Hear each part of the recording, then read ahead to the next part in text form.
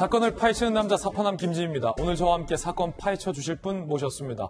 순천향대학교 경찰행정학과 오윤성 교수님 나오셨습니다. 오 교수님 오랜만에 뵙습니다. 네, 안녕하세요.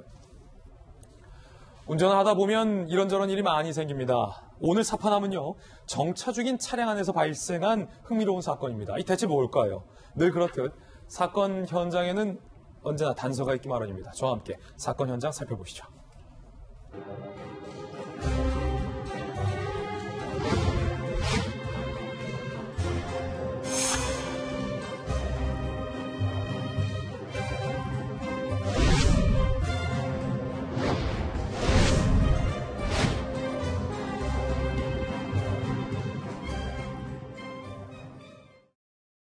자, 여러 가지 단서 보셨습니다. 첫 번째 단서부터 소개해드리겠습니다.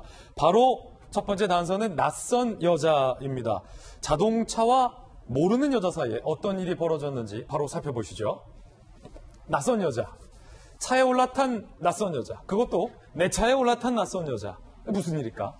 지난해 4월 경남 양산의 한 도로에서 39세의 여성 A씨가 동승자 C씨가 탄 B씨, 27살 남성의 차량에 올라탑니다. 그런데 문제는 모르는 여자라는 거예요. 일면식 없는 여자가 갑자기 정체 죽인 차량에 탑승을 했다. 그러자 지금 보시는 것처럼 깜짝 놀라죠? B씨 표정 보세요. 차 안에 있던 남성이 누구세요? 내리세요. 그러자 여성이 뺨을 때렸다. 황당한데 오 교수님. 이 운전자는 얼마나 황당했을까? 모르는 여성이 탔는데 뺨까지 맞은 거예요? 무슨 일이에요, 이게? 새벽 2시에 이제 뺨까지 맞았으니까 정신이 번쩍 들었겠죠. 예. 그런데 이제 문제는 전혀 모르는 사람이 와서 자기 그 뺨을 때렸고, 그러다 보니까, 그러면 이제 나중에 이 남성을 입으로 물기까지 했다는 거예요. 입으로 물기까지 했어요. 네. 그러니까 이제 이 남성의 입장에서는 정말 황당하기 이를 데 없는데, 아마 모르는 사람이 오니까 내리라고 하는 건 당연한 것이고, 그러니까 아마 이 여성은 이렇게 생각했을 거예요. 술에 취해가지고 이것들이 나보고 내리라고 그래? 라고 이제 아마 생각을 했을 거예요. 여성이 만취했군요. 그렇습니다. 그러니까 이제 어떻게 보면은 술에 취해서 본능이 이끄는 대로 그렇게 한 것인데 사람이 술을 먹은 게 아니라 술에 의해서 사람이 먹힌 것이다. 그렇군요. 명확하게 한 문장으로 이번 사건을 정리해 주셨는데 사건이 여기서 끝이 아닙니다. 두 번째 단서가 나옵니다. 바로 엉덩이입니다. 뺨 맞고 물리기까지 했는데 엉덩이는 어떤 걸까요? 바로 살펴보시죠. 남성이 여성의 폭행 때문에 차에서 내렸어요. 여성에게 안 맞으려고 내린 걸까요?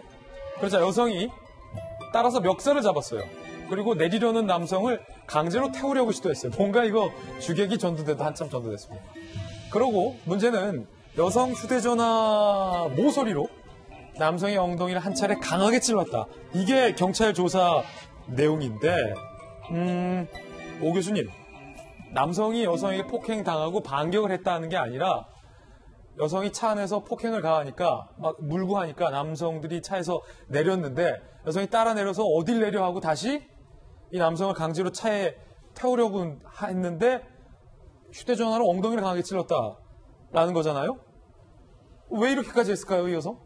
아마 이 여성 같은 경우는 이 남성을 자신의 그 운전 기사로 착각을 한 것 같아요. 예. 그러니까 이제 그 멱살을 잡고 차에 태우려고 한다라고 하는 것은 자기가 저 차를 타는 목적이 어디에 가려고 했었던 것 같은데, 근데 이제 흥분되어 있는 상태이기 때문에 가지고 있는 모든 물건은 이게 공격 무기가 될 수 있습니다. 예. 그래서 이 휴대폰의 모서리를 가지고 인간의 약한 부분인 엉덩이를 찔렀다. 특히 이제 그 남성의 그 굉장히 그 취약한 부분이기도 하고, 특히 이제 이렇게 되게 된다면 위험하다라고 하는 것을 떠나가지고 성적인 문제까지 확대될 수 있다라고 하는 것이죠. 이 엉덩이 찌른다는 게 얼마나 이게 좀 위협적인 겁니까? 굉장히 위협적이죠. 예.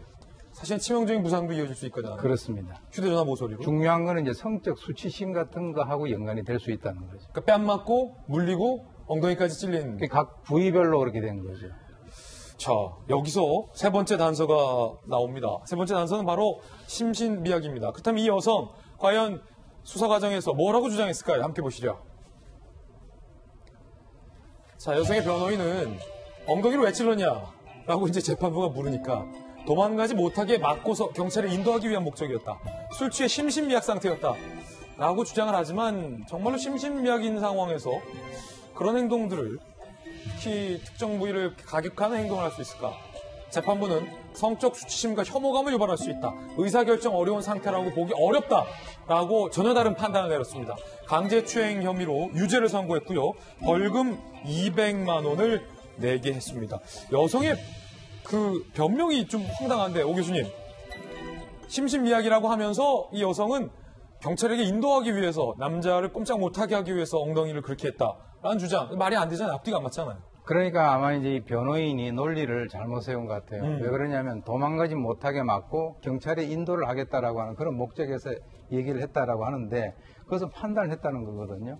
그러니까 이제 처음에는 심신미약뿐만 아니라 심신상실까지도 얘기를 했었어요. 그러다 보니까 나중에 이제 심신미약으로 돌아섰는데 지금 이제 이 처벌 수위라고 하는 것이 지금 벌금이 200만 원이 나왔지 않습니까? 예. 그러니까 이제 실제로 형법 298조에 보면 강제추행에 있어서는 10년 이하의 징역 또는 1,500만 원 이하의 벌금에 처할 수 있도록 되어 있습니다. 그렇기 때문에 아마 이제 법원에서는 거기에 적절한 그 판단을 내린 것으로 보입니다. 그렇군요. 사실은 술 때문에 벌어진 사건이 또 있다고 합니다. 간략하게 또 하나 사건 소개해드리죠. 술 취해서 대리운전을 불렀는데 지난 22일 대리운전 기사가 이제 도착을 했죠. 손님은 이제 그윽하게 취했습니다. 안전하게 모시겠습니다. 라고 대리운전 기사가 와서 운전을 하는데 대리운전 중에 음주 단속이 있었어요.